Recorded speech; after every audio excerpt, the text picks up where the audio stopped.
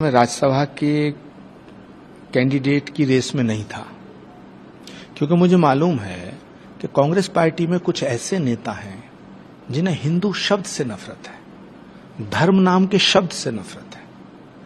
तो जब हिंदू नाम के शब्द से नफरत है तो किसी हिंदू धर्मगुरु को राज्यसभा में कैसे भेजा जा सकता है? ये दिल की टीस है कांग्रेस के इस वयोवृद्ध, सीनियर और आध्यात्मिक चेहरे की, जो कांग्रेस नेता होने का पॉलिटिकल प्रोफाइल भी रखते हैं। कांग्रेस में रहते हुए आचार्य प्रमोद कृष्णम ने कई साल निकाल दिए। ऐसे में उन्हें उम्मीद थी कि पार्टी उन्हें इसका प्रसाद जरूर देगी और राज्यसभा भी भेजेगी, लेकिन कांग्रेस की लिस्ट जारी हुई तो प्रमोद कृष्णम साहब को ऐसा झटका लगा कि वे दिल की लगी बयां करने से खुद को रोक नहीं पाए।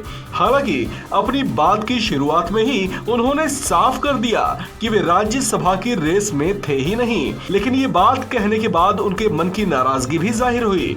उन्होंने कहा कि पार्टी में ऐसे कई नेता हैं जिनको हिंदू शब्द से ही नफरत है। ऐसे में वे उनके जैसे हिंदू आध्यात्मिक व्यक्ति को राज्यसभा कैसे भेजते। हालांकि उन्होंने ये नहीं बताया कि कांग्रेस में वो नेता कौन है जिसे हिंदू शब्द से नफरत है, लेकिन इस मार्फत उन्होंने अपनी नाराजगी जाहिर कर दी। देखिए, पहली बात तो यह है कि मैं राज्यसभा के कैंडिडेट की रेस में नहीं था, क्योंकि मुझे मालूम है कि कांग्रेस पार्टी में कुछ ऐसे नेता हैं जिन्हें हिंदू शब्द से नफरत है, धर्म नाम के शब्द से नफरत है।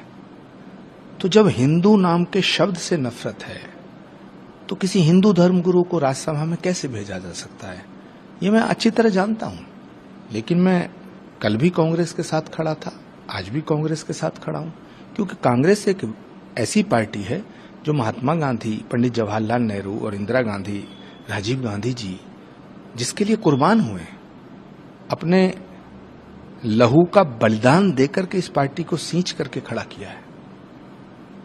जो कांग्रेस अगर खत्म होती है, कांग्रेस अगर कमजोर होती है तो देश का लोकतंत्र खत्म हो जाएगा।